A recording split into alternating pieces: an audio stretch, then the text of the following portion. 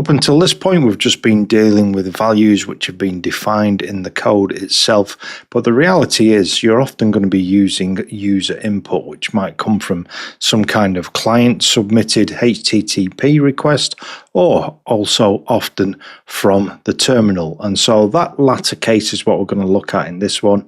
We're going to look at how we can enter some input using the standard input, i.e. the terminal, and how we can grab that value inside of Go and use that. And so we're going to be looking at a function on the format package, so some of this might already be familiar with you.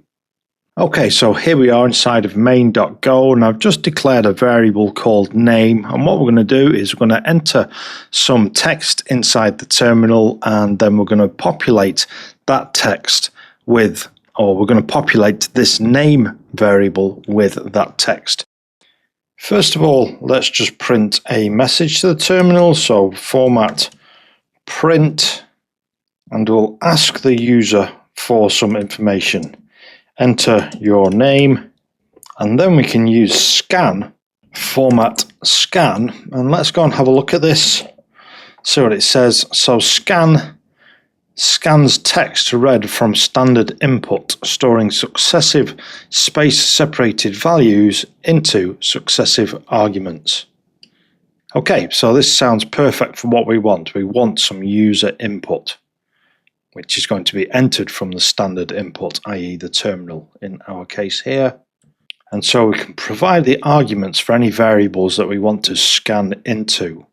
And the text that is entered into the terminal will be separated by those spaces and then scanned into any number of variables. Here, we're just going to scan into name. So we want the address for name. So I'm going to prefix that with an ampersand. Okay, and then once we've done that, let's just print out what name holds. Print line, name. Okay, the yellow squiggly line is because scan can possibly produce errors, but I think we're going to be okay here. We're not going to put any error handling in and bloat the lesson any more than what we need to for such a simple example. Let's go and run this. Go run main.go. So it asked me to enter my name.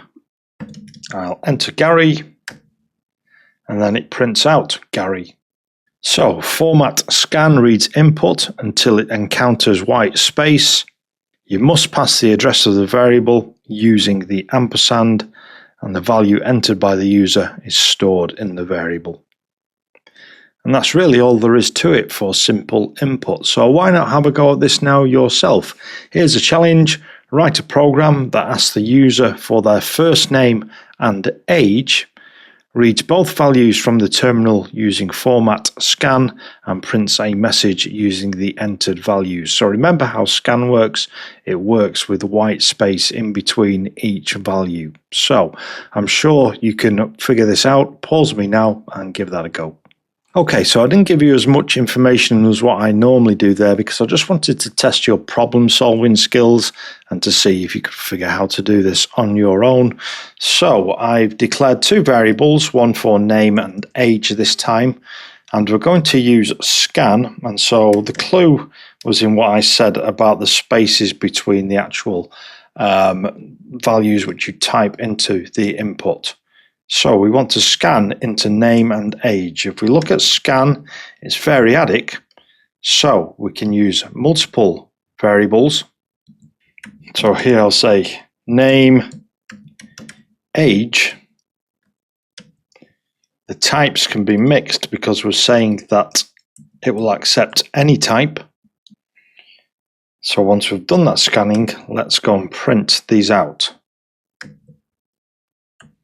Go run main.go, name and age. So let's say Alice, and we just need to separate these with a space. Alice 35. Okay, and we get name, Alice, age 35. How about if we did it, but if we did it wrong? How about if we did the age first, let's say 35, and then Alice, and see what happens? So what's happened here is it's used 35 as a string for the name, but then when we get to the age, it can't actually convert Alice to an integer, and so it's given the age a 0 value here. Because if you look how he did this, age is an integer, name was a string. So just one thing to look out for there. In a real program, you might want to add a bit of validation in there to make sure that you're getting the kind of values that you expect. Okay, hope you've enjoyed this one. Give the video a like. Make sure you subscribed if you want YouTube to show you more Go Bytes. And if you want details of where you can join the mailing list or about my Build Your First Go app course, all those details are down in the description, and I'll see you in the next one.